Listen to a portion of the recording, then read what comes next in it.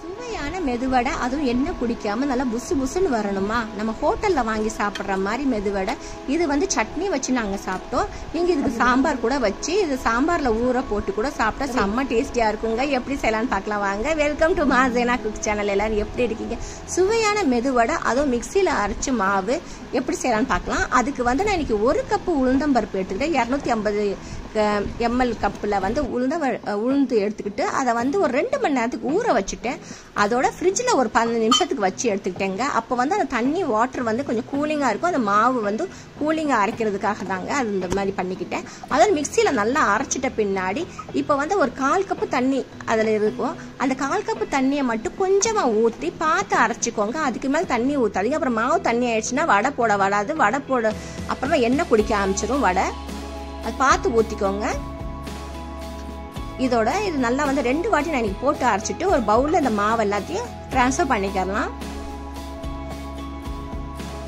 ஏன்னா நம்ம எப்போ பார்த்தாலும் வந்து நம்ம வந்து கிரைண்டரில் இதை வந்து இத்தனோண்டு கொஞ்சோண்டு மாவுக்கு வந்து போட்டு அரைக்க முடியாது. அதுவே நம்மளுக்கு தேவையில்லாத வேலையாயிரும். அதனால் மிக்சியில் இது மாதிரி போட்டு செஞ்சுக்கோங்க. அதோட நல்லா வந்து ஒரு 4லேருந்து 5 நிமிஷத்துக்கு நல்லா மாவை அடிச்சுக்கோங்க. உப்பு போட்டுட்டு அப்படி நல்லா கையில் அப்படியே பார்த்தா தெரியும், ஃப்ளஃபியாக வரும் அப்படியே மாவு நமக்கு. அதோட ஒரு வெங்காயம் எடுத்துக்கிட்டேன். அந்த வெங்காயத்தை வந்து முடிஞ்ச அளவுக்கு பொடிசா கட் பண்ணி இதோட சேர்த்துக்கோங்க. அப்படி நம்ம வீட்டில் வந்து சாம்பார் வெங்காயம் இருந்தால் அது கூட சேர்த்துக்கலாம். ரொம்ப டேஸ்டியாக இருக்குங்க. சாம்பார் வெங்காயம் சேர்த்து கூட செய்யலாம். இதெல்லாம் நல்லா பொடி பொடியாக கட் பண்ணிவிட்டு அதோட கொத்தமல்லி இலை நல்லா தாராளமாக போட்டுக்கோங்க. ஒரு 1/2 கப்பு கொத்தமல்லி இலை, 2 பச்சை மிளகா, ஒரு கொத்து கறிவேப்பிலையும் இதை வந்து குட்டி குட்டியாக நறுக்கி அதோட சின்ன சைஸ் ஒரு 1/4 இன்ச்சு சைஸ் இஞ்சியும் எடுத்துட்டு இஞ்சியை வந்து கிரேட்டரில் வந்து நல்லா குட்டி குட்டி கிரேட்டர் இருக்கும் இல்லையா, அந்த இதில் வந்து நம்ம துருவி போட்டுக்கரலாம். இதெல்லாத்தையும் மாவில் நல்லா கலந்து விட்டுக்கோங்க. அதோட வந்து பெருங்காய பொடி ஒரு 1/2 ஸ்பூன் போட்டுக்கிட்டேன். அதோட 1/2 ஸ்பூன் மிளகு இதெல்லாத்தையும் போட்டுட்டு மறுபடியும் ஒரு 3லேருந்து 4 நிமிஷத்துக்கு நல்லா அடிச்சு எடுத்துக்கோங்க. அப்புறம் அரிசி மாவு வந்து 2 ஸ்பூன் போட்டுக்கோங்க. நல்லா கிறிஸ்பியா வர்றதுக்கு வடை மேல. அதுக்கு தான் நிறைய அரிசி மாவும் போடக்கூடாது. அப்புறம் வடை வந்து நல்லா டேஸ்டியா இருக்காது. 2 ஸ்பூனுக்கு மேல வேண்டாம்.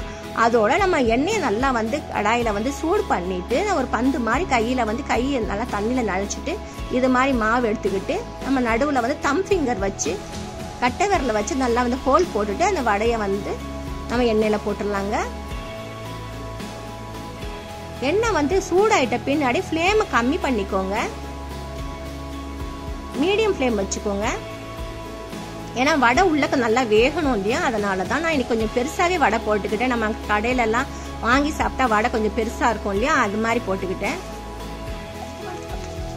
இது கொஞ்சம் வெந்துட்ட பின்னாடி திருப்பி போட்டுக்கலாங்க.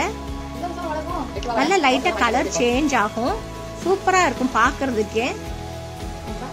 இந்த நான் சொன்ன மெத்தட்ல செஞ்சு பாருங்களேன். ரொம்ப ரொம்ப ஈஸியாவும் இருக்கும், டேஸ்டியாவும் இருக்கும், நல்லா ஸ்பாஞ்சியாவும் இருக்கும். கண்டிப்பா இதே மாதிரி மெத்தட்ல செய்யுங்க. இந்த வீடியோ பிடிச்சிருந்துச்சுன்னா லைக் பண்ணிக்கோங்க. சப்ஸ்கிரைப் பண்ணாத ஃப்ரெண்ட்ஸ் சப்ஸ்கிரைப் பண்ணி வச்சுக்கோங்க. இதே மாதிரி மீடியம் ஃப்ளேம்ல நல்லா வச்சு நல்லா பொரிச்சு எடுத்துக்கலாம்.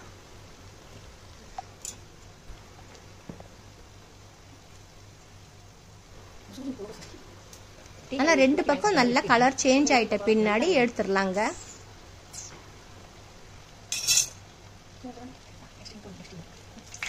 நம்மளோட வடை வந்து ரெடி ஆயிடுச்சு. இது மாதிரி எல்லா வடையும் போட்டு எடுத்துக்கலாம். தேங்க்ஸ் ஃபார் வாட்சிங் and take care. Tata bye by.